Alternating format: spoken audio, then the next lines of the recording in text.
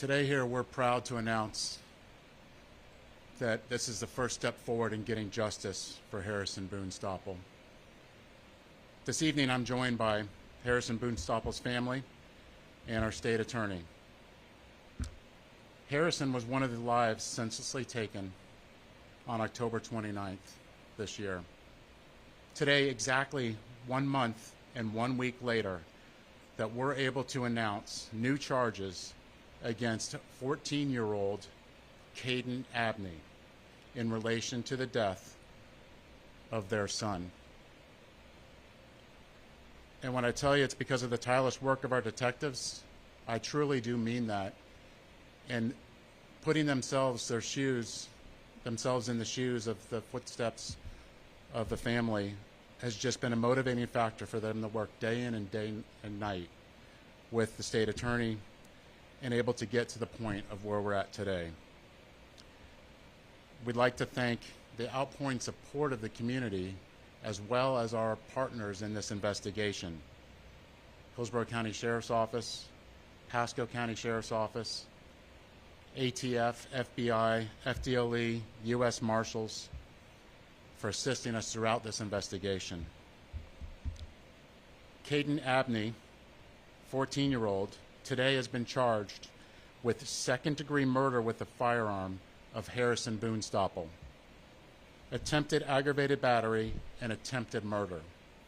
His previous charges were carrying concealed firearm and minor in possession of a firearm while wearing a mask 18 days after the incident. As you all recall, Tyrell Phillips was charged with second-degree murder of a 14-year-old victim and taken into custody within hours of the incident. So I can tell you, while this arrest is a huge and significant development in this case, our work is not done. We will continue to hold those accountable for any act of violence in this incident and any other incident in the city of Tampa. What happened here is unacceptable, and our community has come forward, our law enforcement agencies, all together to hold all of those responsible. We're still looking for additional shooters. We still encourage the community to submit tips to the FBI portal or Crime Stoppers. And I can tell you from all of our detectives, all of the people that we've been working with, that our thoughts remain with the victims and the community that were directly or indirectly affected by this tragedy. Our detectives will continue to work with the state attorney's office to bring justice for these families. The families asked not to speak today, but I would like to bring up State Attorney Suzy Lopez for a few remarks from her. Thank you, Chief. Last month, I was at a gun violence awareness walk just after the Ybor City shootings. It was there where I met Harrison Boone Stoppel's family. At that time, they did not know who killed their son, and I can't imagine the pain that they've had to go through searching for answers. This arrest tonight brings us one step closer to justice for Harrison and for his family.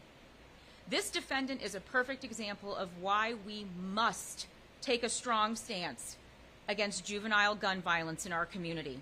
He is no stranger to the juvenile justice system, but he will no longer be treated as a juvenile. When you shoot and kill an innocent person, your age does not matter. As the chief said, this defendant will be charged with second-degree murder with a firearm for this senseless crime, and he will be charged as an adult. I want to send a message to juveniles in our community. If you choose to shoot another person, you will be held accountable. It doesn't matter how old or young you are. If you murder an innocent person in Hillsborough County, you will be held accountable for your crime. It's not easy charging a juvenile as an adult. It's the last thing as prosecutors that we want to do. But it is our job and the job of the Tampa Police Department to keep this community safe. And this defendant is clearly a danger to this community. I want to thank the Tampa Police Department for their relentless pursuit to find the individuals responsible for these senseless shootings. Thank you.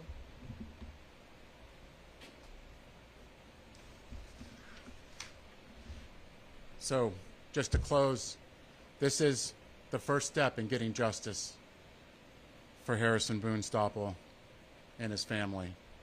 And like the state attorney said, if you're a juvenile and you're thinking about carrying a gun, you better think twice, because you're going to get caught and you're going to get charges filed. That's unacceptable, and we will not tolerate it. And this is just a clear example of the full force of the city of Tampa and our assisting agencies in taking on this endeavor. Any questions?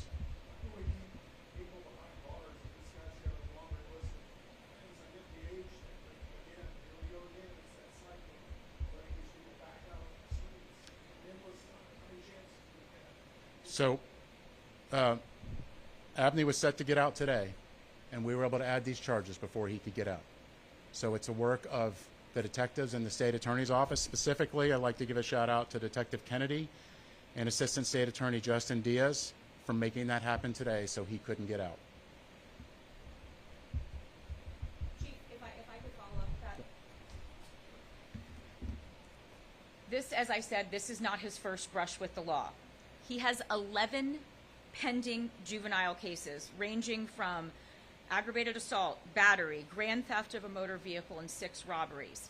He was 13 years old and younger when he committed these offenses, and so therefore he stayed in juvenile court as a result of his age. We are, of course, required to follow the law. He will be charged as an adult and will be held responsible as an adult for the events in Ybor City on October 29th.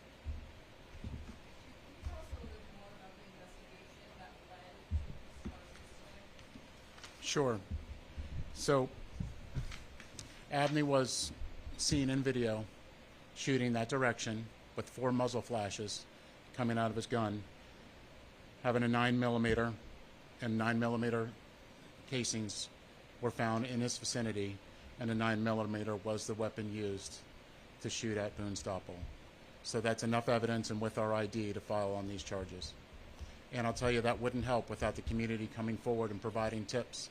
I was up here for the last month asking for tips. We received those tips, and those tips helped us get to this point. So we thank the community for their overwhelming support and the hard work of our detectives and state attorney's office.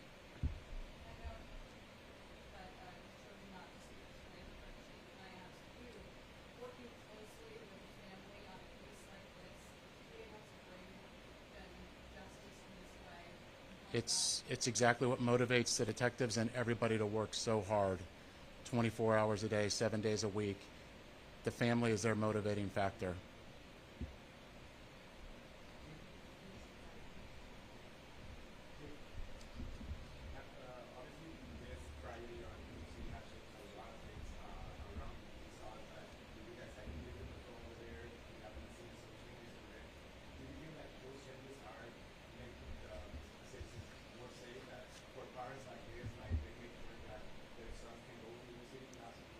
To see today the criminal justice system working and holding those accountable for what happened, that's clearly a positive step forward.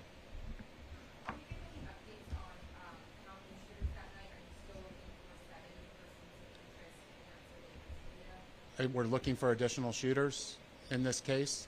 That number depends on other witnesses and what they have to say. So we're looking for any tips on anybody might have, but we do believe that there were additional shooters out.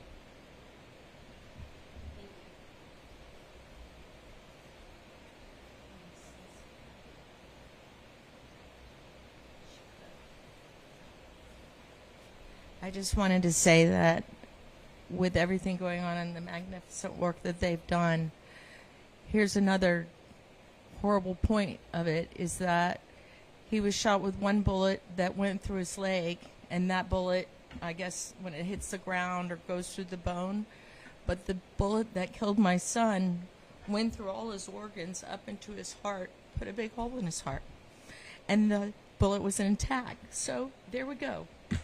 Now we have something for them to connect because of the horrible way that my son died.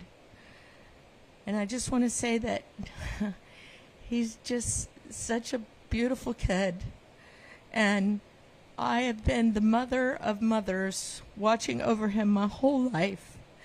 And this is just senseless, and we have to do something as a community to make it better for everybody. And I plan on doing that. I'm going to put out things for my son, Harrison Boonstapple, and they're not going to be about that, get the gun people, get this people. This is about treating everybody well and helping our community. It's lost it. There's nothing.